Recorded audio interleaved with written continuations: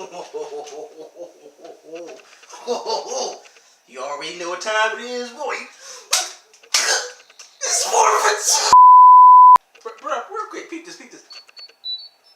Bro, how much cringe can I be? What's going on YouTube? It is your boy QKG, and we getting down to a review of Power Rangers Battle for the Grid that is on Xbox, PS4, Nintendo Switch, and I think it's coming to PC a little bit later, but I'm not too sure about that. After some time with me and my brother being mad Power Rangers fan, I mean, bro, come on, peep this, dog! So after all these years of me thinking, what would it be like to have a full-fledged Power Ranger fighting game, especially based off of an alternate universe, kind of what the whole Shattered Grid thing is, I was like, bruh, sign me up. And then when I saw the gameplay, I was like, oh, so it's a 3v3 fighter? Okay, they working with something clean, you know? At the same time, I was noticing like some red flags and actually getting hands-on with the game. I have a lot of back and forth with how I feel about the game.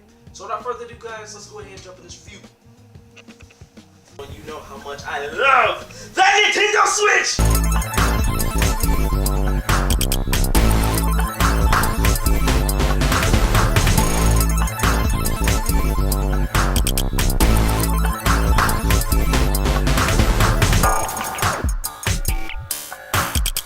So for Power Rangers Battle for the Grid is a 3v3 tag-based fighting game to where you're going to actually be set into the universe of the Shattered Grid, to where Lord Drakkon, which was formerly Tommy Oliver, instead of him actually going on the path of good, he followed his path of evil. And now he is possibly the strongest ranger out there, no questions asked. So as of right now, the game itself is only going to feature a whopping 9 characters in a 3v3 tag-based fighting game.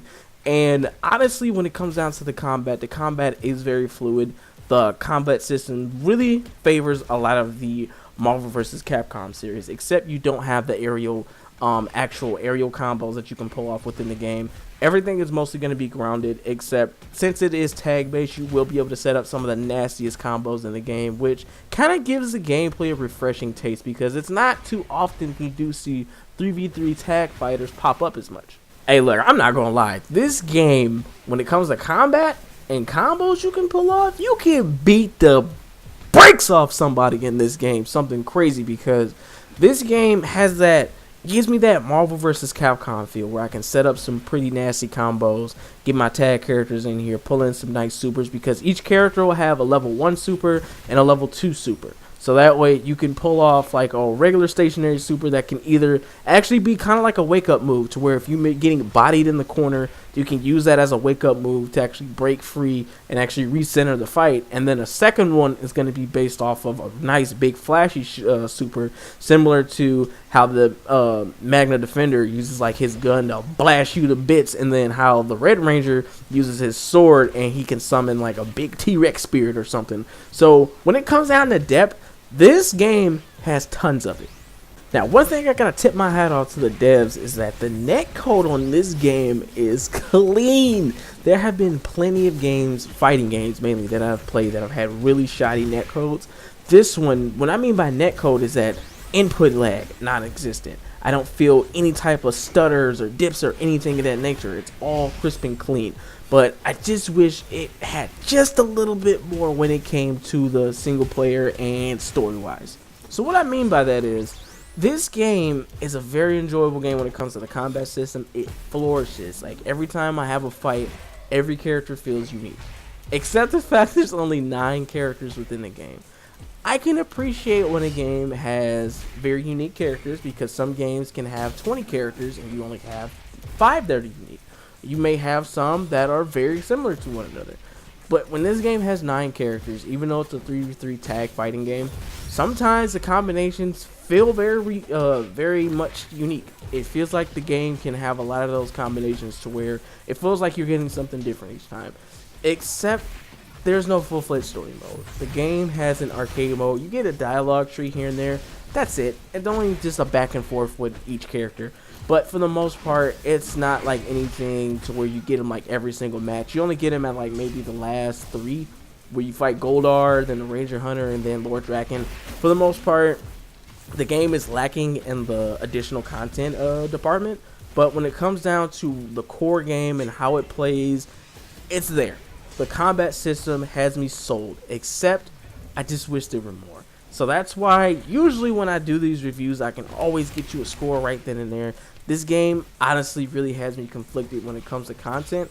But if you're someone who loves Power Rangers, no matter what, and you're looking for a really great fighting game, this actually would be the game for you. And at a $20 price tag, you can't go wrong with that. That's going to do it for Power Rangers Battle for the Grid. And when it comes down to a decent score, if you're new to this channel, I always start down under what happened, like, you know, what happened with this game, and then I bump up to just like a, you know, not for me, I didn't really gravitate to the game. Then I go up to a needs work, then I go up to decent, and then I go up to Fuego Boy, which is fire.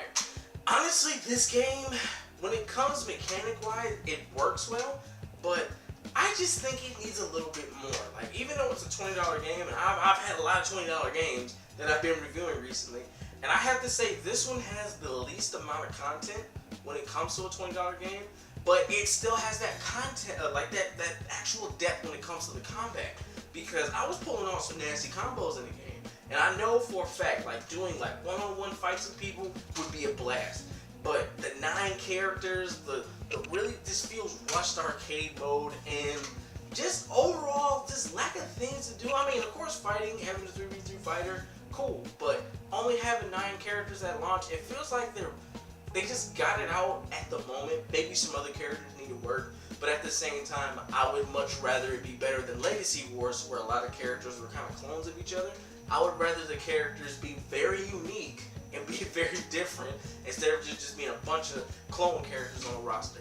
So overall, I would say the game it's decent combat-wise, but it needs work. It needs some updates, it needs some new characters. But unfortunately, it looks like they're doing it in a season type of format, because if you look at the Deluxe Edition, Season 1 characters, they're going to give you 3 post-launch characters. Depending on how they are, hopefully they're able to be purchased separately, which I'm assuming they will. But for the most part, like $20 as of right now, it's fun, but it's not a lot of characters. Fortunately for me, I enjoy Power Rangers. I'm most likely going to be playing the game because I love the combat, but there's a part of me that's just like, I just wish it was so much more, because I don't know how long you keep me playing. That's the main thing. I'm going to end it off with this review, and as always, leave them comments down below on what you think about this game or any other game you want to see the boy review next. And as always, guys, I'm going to catch you in the next one. It's your boy QKG.